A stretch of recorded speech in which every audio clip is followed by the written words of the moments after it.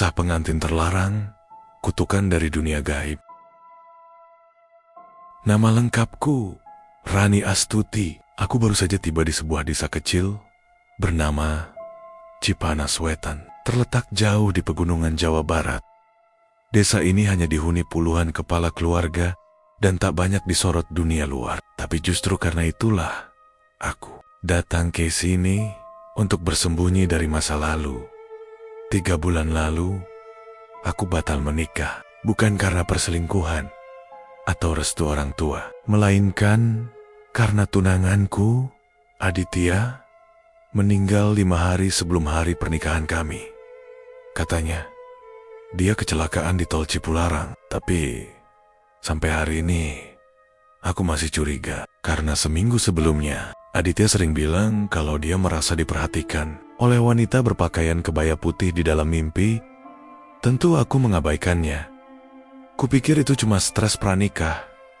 Kini, hidupku hancur. Satu-satunya hal yang membuatku bangkit hanyalah surat warisan dari almarhum nenekku. Dia mewariskan sebuah rumah tua di pinggiran desa Cipanas Wetan. Rumah itu katanya sudah kosong lebih dari 2 dekade. Sesampainya di depan gerbang, aku langsung merinding. Rumah itu berdiri di atas tanah yang cukup luas. Arsitekturnya masih khas, kolonial, tinggi, berhalaman lebar, dan berlumut di beberapa sudut. Jendela-jendela kayunya tertutup kain putih kusam. Di atas genteng, rumput liar mulai tumbuh. Bahkan, bel pintu rumah sudah tak berfungsi. Tapi ada satu hal yang paling membuatku tak nyaman. Pintu samping rumah memiliki gembok 3 lapis. Seperti berusaha menyegel sesuatu.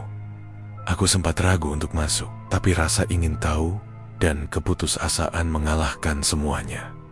Dengan bantuan kunci yang dikirim melalui notaris, aku berhasil membuka rumah itu.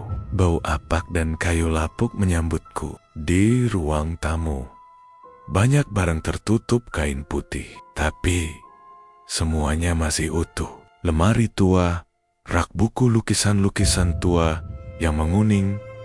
Saat menjelajah lebih dalam, aku menemukan satu pintu yang terkunci rapat. Berbeda dengan ruangan lain, pintu ini ditempeli selendang putih yang diikat simpul silang. Seperti semacam penanda, di daun pintunya terukir kaligrafi Arab yang mulai pudar. Allah Maha mengetahui segala yang tersembunyi. Aku mencatat lokasi pintu itu dalam hati, tapi tak berniat membukanya. Belum. Hari-hari berikutnya, aku mulai bersih-bersih dan mencoba menata hidup. Aku bahkan mulai berkebun dan berjualan sayur ke pasar kecil di desa. Hidupku memang sepi, tapi setidaknya damai. Beberapa tetangga menyapaku, namun tak banyak yang mau bicara soal rumah ini. Sampai suatu malam, aku baru saja mematikan lampu dan masuk ke kamar. Sekitar pukul 2 dini hari, aku terbangun, bukan karena mimpi buruk, tapi karena aku mendengar suara orang mengaji. Lembut, perlahan, tapi jelas. Bukan dari speaker, bukan dari luar. Suaranya seperti berasal dari dalam rumah. Aku terdiam. Awalnya, kukira tetanggaku memutar bacaan Al-Quran di malam hari. Tapi, ketika ku tempelkan telinga ke dinding, suara itu berasal dari dalam rumah ini. Dari ruangan yang dikunci tadi, suara itu tak berhenti. Bahkan semakin lirih, lalu terdengar seperti bacaan ijab kabul. Saya nikahkan engkau dengan saya terima nikahnya. Hatiku mencelos. Siapa yang melakukan akad nikah di rumah kosong seperti ini?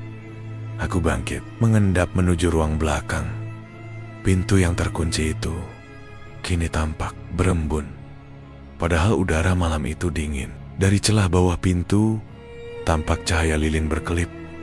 Aku mendekatkan telinga, lalu terdengar suara tangis wanita. Tangis lirih, menahan luka, disusul suara seperti seseorang diseret. Jantungku berdetak keras. Aku mundur beberapa langkah, lalu kembali ke kamar dengan gemetar. Keesokan harinya, Aku pergi ke warung milik Bu Lastri, satu-satunya warga yang cukup ramah padaku. Bu, boleh saya tanya, rumah warisan saya ini dulunya dipakai untuk apa ya? Bu Lastri hanya terdiam. Matanya langsung menatapku dengan sorot ketakutan. Kamu tidur di rumah itu? Ya, Bu. Kenapa? Ia menunduk.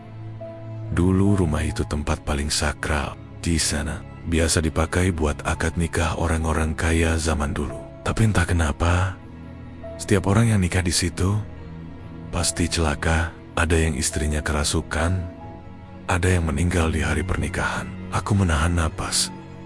Terakhir kali, ada wanita, katanya pelakor. Dia disiram minyak dan dibakar hidup-hidup di kamar hijab. Bu Lastri melanjutkan pelan, seolah menyesal sudah bercerita. Sejak itu, kamar itu dikunci, disegel, supaya arwahnya nggak keluar lagi. Aku tidak berkata apa-apa, tapi malam harinya, aku kembali mendengar suara ijab kabul itu. Dan kali ini, aku mendengar namaku disebut. Saya nikahkan engkau, Rani Astuti, dengan mempelai lelaki tak kasat mata. Tubuhku kaku. Suara itu datang langsung dari balik pintu terkunci itu. Tapi bagaimana mungkin namaku bisa disebut?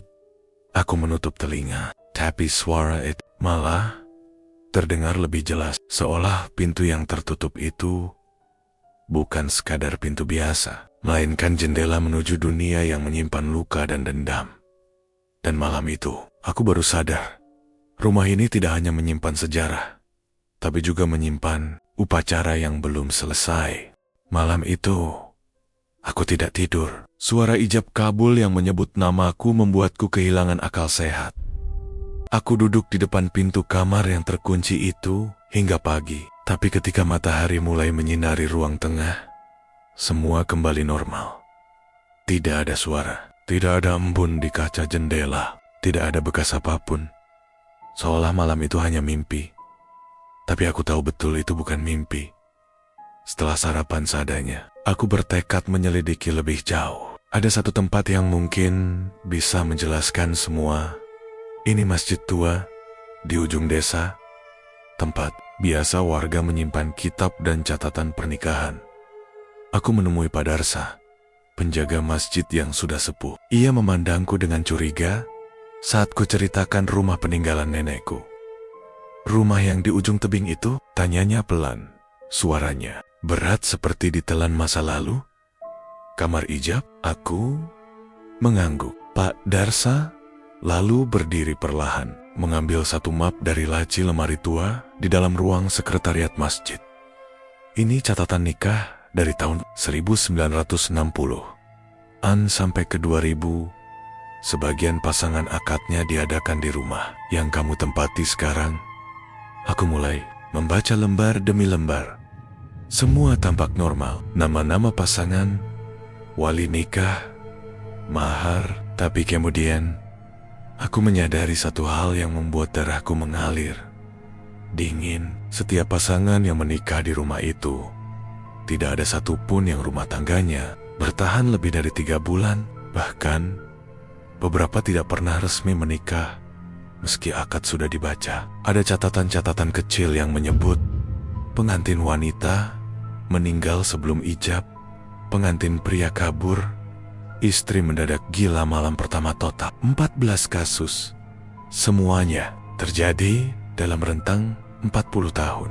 Dan semua berlokasi di kamar ijab kamar yang kini terkunci di rumahku. Tidak ada yang cerita langsung? Tanyaku pada Pak Darsa. Ia menggeleng. Kami tidak membahas rumah itu karena terakhir kali seseorang mencoba mengadakan akad di sana. Tempat itu dikutuk. Aku menggigit bibir. Kutukannya dari siapa? Pak Darsa menarik napas panjang. Dari seorang wanita bernama Ratna. Dia pernah menjadi tamu di salah satu pernikahan di sana. Katanya dia mantan kekasih mempelai pria. Tapi keluarga mempelai wanita memfitnahnya sebagai pengganggu. Saat malam sebelum akad, dia ditangkap, disiram minyak tanah, dan dibakar hidap-hidap di kamar ijab. Konon, dia sempat bersumpah, tidak ada yang akan menikah bahagia di sini sampai aku sendiri dinikahkan. Aku mematung. Ratna, itukah nama arwah yang menangis di balik pintu? Arwah yang mendengar namaku dan ingin membawaku ke upacara yang belum selesai? Aku pulang dengan kepala berat, tapi rasa penasaran jauh lebih besar dari rasa takut. Sore itu, aku membuka kembali gudang di dekat kamar yang terkunci. Di sana aku menemukan kotak kayu penuh debu. Di dalamnya ada baju pengantin kebaya putih. Sebagian hangus, sebagian masih utuh. Ada pula satu buku doa nikah yang sebagian halamannya terbakar. Tiba-tiba, suara radio tua di pojok ruangan menyala sendiri. Saya nikahkan engkau, Ratna binti. Aku menjerit, melempar buku itu ke lantai. Radio langsung mati. Berdebar-debar, aku mendekati kamar ijab. Pintu itu masih terkunci, tapi aku mendengar sesuatu dari baliknya. Suara napas, terengah, seperti seseorang kelelahan atau menahan tangis. Ketika aku sebut nama Ratna, napas itu langsung berhenti. Kalau kamu bukan dia, siapa kamu? Suara perempuan itu berkata dari balik pintu. Aku berlari keluar rumah. Malamnya, aku tidur di ruang tamu. Tapi menjelang tengah malam, aku bermimpi aneh. Dalam mimpi itu, aku mengenakan baju kebaya putih. Di hadapanku, ada pria berpakaian adat Jawa, tapi wajahnya tertutup kain kafan. Di sekelilingku, semua tamu undangan memakai topeng putih. Mereka tidak bersuara, hanya duduk menghadap. Di depan mereka, seseorang membaca ijab kabul, tapi kalimatnya terdengar terbalik, seperti rekaman yang diputar mundur. Tiba-tiba, pria di sampingku menoleh dan berkata, "Kalau kau tidak mau jadi pengantinku, maka orang-orang yang pernah menolak akan aku jemput satu persatu." Aku terbangun dengan keringat dingin, dan saat menoleh ke jendela, aku melihat siluet wanita berkebaya putih, berdiri diam di bawah pohon mangga tua, menatap langsung ke arahku. Mulutnya terbuka, tapi tidak berkata-kata. Tangannya menunjuk ke arah kamar ijab. Aku tidak bisa tidur setelah malam itu. Siluet perempuan berkebaya putih yang berdiri di bawah pohon mangga, mimpi upacara pernikahan dengan tamu bertopeng, dan suara ijab kabul yang berbalik seperti mantra semuanya menempel di pikiranku seperti benalu. Tapi yang paling membuatku gelisah adalah tatapan wanita itu. Dia tidak sedang menakut-nakuti. Dia meminta sesuatu. Dan rasa penasaran yang tumbuh sejak awal kini tak bisa lagi kubendung. Aku harus tahu apa yang sebenarnya terjadi di balik pintu kamar ijab itu. Siapa Ratna sebenarnya? Apa tujuannya menyebut namaku? Pagi itu, aku kembali berdiri di depan pintu kamar ijab. Selendang putih yang menutup pintu itu sudah sobek separuh. Kaligrafi yang dulu masih terlihat samar, kini hampir lenyap. Bau dupa lembab menyusup dari sela-sela bawah pintu. Aku ambil napas panjang, lalu berjalan ke gudang. Di sana, aku menemukan kotak perkakas tua yang berisi kunci cadangan dan sebuah palu. Keringat dingin mengalir saat jemariku menyentuh anak kunci besi yang sudah mulai berkarat. Di gagangnya terukir huruf R yang samar. Dengan tangan gemetar, aku kembali ke pintu. Satu persatu, gemboknya kubuka. Gembok pertama berderit keras, seolah enggan dibuka. Gembok kedua lebih ringan, tapi setelah terbuka, aku mencium bau anyir, darah lama. Gembok ketiga susah sekali terbuka. Butuh hampir 10 menit sebelum akhirnya kunci itu berputar penuh. Dan saat semua gembok terbuka, aku mendengar suara helaan napas dari balik pintu. Akhirnya, pelan-pelan, aku dorong pintu itu. CREA-AKKKK. Kamar itu gelap, tidak ada jendela, hanya ada satu meja panjang seperti meja akad, karpet merah tua, dan 2 lilin di sudut ruangan yang menyala sendiri saat pintu terbuka.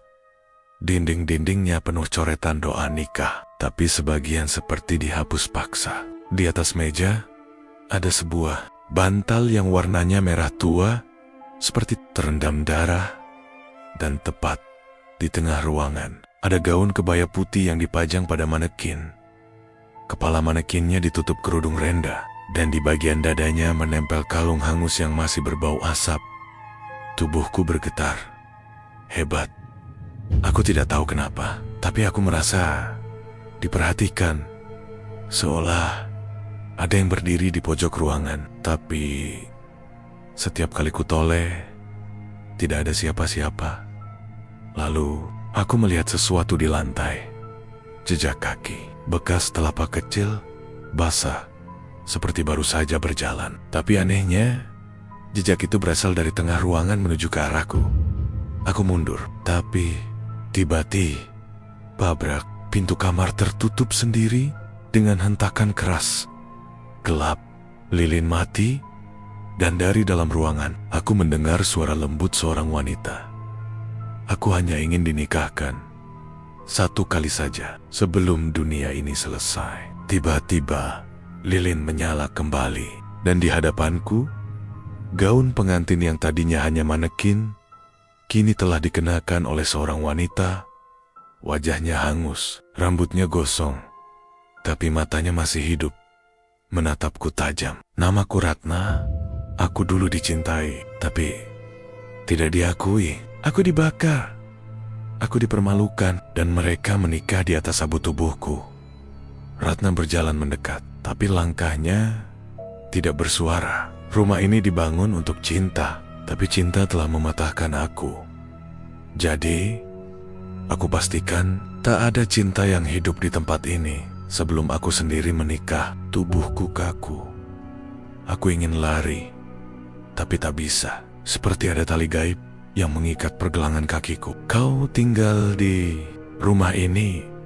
Kau yang membukakan pintu kamar ijab. Maka kau adalah mempelai cadangan. Tangannya yang hangus mulai meraih kerudung dan hendak memakaikannya ke kepalaku.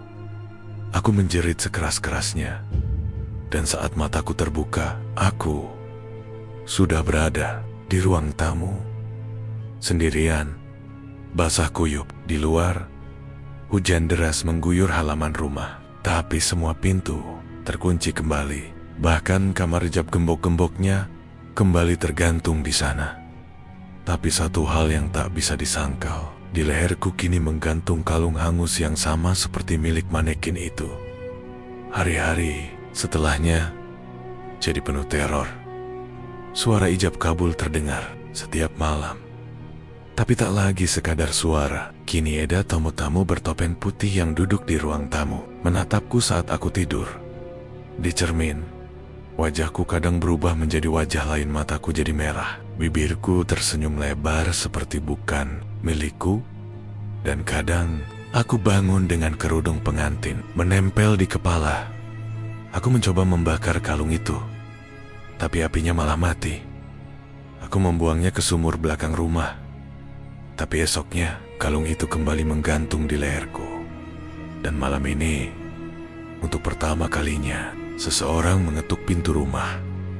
Ketukan pelan, 3 kali. Saat aku mengintip dari jendela, seorang pria berpakaian pengantin, pria berdiri di depan rumah. Wajahnya ditutup kain kafan. Di tangannya, ia menggenggam sebuket bunga dan satu kitab. Ketika aku mengintip dari balik tirai, dia masih berdiri di sana. Sosok pria berpakaian pengantin adat Jawa, lengkap dengan blangkon dan kain batik. Wajahnya tidak tampak tertutup kain kafan yang diikat erat. Tapi, yang membuatku hampir kehilangan kesadaran adalah kitab nikah di tangannya, penuh bercak merah kecoklatan. Dia tidak bicara, tidak bergerak, hanya berdiri menghadap pintu rumah, seperti sedang menunggu waktu yang tepat untuk masuk. Aku mundur perlahan, menahan napas. Tapi sebelum aku sempat menjauh, tok, tok, tok. 3 ketukan lembut, seperti sebelumnya. Tapi kali ini, pintu tidak dikunci. Dan pintu itu perlahan terbuka sendiri. Angin dingin masuk ke dalam rumah, bersama bau dupa terbakar dan melati busuk. Sosok pengantin pria itu masih berdiri di ambang. Diam. Aku ingin menjerit, tapi mulutku tak bisa dibuka. Dia melangkah masuk. Langkahnya tidak menimbulkan suara, seolah tubuhnya tidak menyentuh tanah. Aku bukan untukmu, bisikku dalam hati. Aku bukan milik dunia kalian. Tapi dia tetap berjalan, lalu berhenti tepat di depan ruang tamu, menghadap kursi panjang, tempat biasanya aku tidur, dan kemudian muncullah tamu-tamu bertopeng putih itu lagi. Mereka duduk satu persatu, semua berpakaian rapi. Perempuan mengenakan kebaya, laki-laki memakai batik. Tapi tak satu pun yang punya wajah. Topeng mereka polos, licin, kosong, tak bermata, tak bermulut, seperti para saksi dari dunia kematian. Aku memundurkan tubuh ke dinding, tapi dari arah koridor terdengar langkah kaki lain, perlahan meluncur dari dalam kamar ijab. Ratna, dia mengenakan kebaya putih, kini lebih utuh dari sebelumnya. Rambutnya disanggul. Tubuhnya sudah tidak terbakar, tapi wajahnya tetap hampa dan dingin. Di tangannya, ia membawa kerudung pengantin. "Rani," katanya pelan, "upacara ini tidak bisa batal 2 kali. Dulu, aku gagal dinikahkan karena cinta mereka palsu, tapi kamu dipilih oleh rumah ini. Jadi, nikahilah dia. Maka semua akan selesai." Air mataku jatuh tanpa suara. "Kenapa aku?" tanyaku dalam hati. Seolah mendengar pikiranku, Ratna mendekat lalu berbisik di telingaku, "Karena kau pernah hampir menikah, tapi gagal. Seperti aku, kita sama." Tangannya menyentuh leherku. Kalung hangus yang sempat kubuang kini bersinar merah menyala. Kitab nikah dibuka oleh pengantin pria tak berkepala. Lalu terdengar suara lantang. Suara yang tak datang dari siapapun. "Saya nikahkan Ratna binti Malih dengan ruh lelaki pemilik rumah ini." Tamu-tamu bertopeng berseru bersama, "Sah, sah, sah." Tapi Ratna langsung menoleh ke arahku. "Tidak, bukan aku. Sekarang, Rani pengantinnya." Aku menjerit. Semuanya berputar. Lampu, tapi dunia tidak gelap warna merah, membanjiri seluruh ruang. Lantai berubah menjadi permadani darah. Dinding-dinding rumah terkelupas seperti kulit busuk. Jendela menjadi mata-mata yang menangis nanah. Dan kemudian, aku melihat cermin besar muncul di hadapanku. Refleksi di cermin bukan diriku, tapi Ratna mengenakan wajahku. Dan aku berada di tubuh Ratna, mengenakan kebaya hangus itu. Aku terjebak dalam tubuhnya. "Kini, tubuhmu menjadi milikku. Kau akan menikah atas namaku," ucap suara Ratna dari dalam refleksi. Aku menghantam cermin, tapi yang pecah bukan cermin, melainkan kulit tanganku sendiri. Darahku menetes ke lantai, dan semua tamu itu membungkuk kepada darah itu. Mereka mencium lantai dengan gerakan serempak seperti robot, seolah darahku adalah persembahan yang sudah lama mereka tunggu. Pengantin pria membuka kain kafan dari wajahnya dan di baliknya hanya ada rongga kosong, hitam seperti lubang neraka. Lalu Ratna berkata, "Ijab ini tidak bisa dibatalkan, tapi bisa tidak bawa aku ke lelaki yang membuatmu gagal menikah. Maka tubuhmu akan kembali." "Aditya," aku tercekat. Lelaki yang dulu hendak kunikahi, lelaki yang meninggal misterius sebelum hari akad. Tapi dia sudah mati, dan aku baru sadar, mungkin kematian Aditya bukan kecelakaan biasa. Mungkin ia dibawa oleh kekuatan yang sama. Aku menatap Ratna dengan gemetar. Dia sudah meninggal. Ratna tersenyum dingin. "Maka bawa aku ke kuburannya. Kita lanjutkan akadnya di sana." Lampu menyala kembali. Tamu-tamu menghilang. Aku berdiri sendiri di ruang tamu, tapi kalung di leherku kini membentuk huruf Arab seperti lafaz nikah. Dan di luar rumah, gerimis mulai turun perlahan. Malam itu aku menangis di pojok kamar, tapi tidak sendiri. Karena dari balik kamar ijab, suara Ratna ikut menangis bersamaku. Langkah kaki itu terdengar pelan menyusuri lorong gelap rumah warisan nenek. Rani sudah tak tahu lagi apakah ia masih berada di dunia nyata atau telah masuk ke dimensi lain. Di sekelilingnya, dinding rumah mulai berubah. Kayu tua itu berlumuran darah, dan setiap figura di tembok kini menampilkan wajah-wajah memar pengantin yang mati tertawa. Di ujung lorong, pintu kamar ijab kembali terbuka dengan sendirinya. Di dalam, perempuan terbakar itu duduk bersimpuh di atas sajadah yang sudah hangus. Di satu sisi, di hadapannya, seorang lelaki tua mengenakan sorban putih dan kacamata bulat duduk tegak seperti penghulu. Tapi matanya tidak ada, hanya lubang hitam menganga, penuh belatung yang menggeliat keluar masuk. Rani binti Darto. Suara Peng itu bergema pelan tapi dalam, seperti berasal dari dalam peti jenazah. Apakah engkau menerima menikah dengan lelaki yang telah dipilihkan oleh penghuni rumah ini? Rani terdiam. Tubuhnya kaku, suaranya tercekat, tapi lidahnya bergerak sendiri. Saya menerima. Tiba-tiba sebuah tangan dingin mencengkeram tangannya dari belakang, menggenggamnya seolah memakaikan cincin. Saat Rani menoleh, ia melihat sosok pria mengenakan jas pengantin, tapi wajahnya hanya tengkorak hangus. Matanya mengeluarkan air hitam yang menetes ke gaun putihnya, menodai hingga menyerupai darah. Kini engkau sah menjadi milikku selamanya, bisiknya. Di luar kamar, rumah itu bergetar hebat. Para warga desa yang mendengar dentuman keras di tengah malam melihat cahaya terang muncul dari jendela lantai 2 rumah tua itu. Lalu, sepi. Keesokan harinya, rumah warisan itu ditemukan dalam keadaan terbakar setengah. Anehnya, tidak ada laporan kebakaran. Tak ada mayat. Tapi di tengah kamar ijab yang gosong, warga menemukan 2 cangkir teh yang masih hangat dan 1 sajadah menghadap kiblat dengan percikan darah di atasnya. Beberapa bulan kemudian, rumah itu direnovasi. Kini jadi homestay penginapan. Tapi salah, 1 kamar tetap terkunci rapat. Pemilik baru menyebutnya kamar pengantin dan menyarankan tamu untuk tidak mengganggu.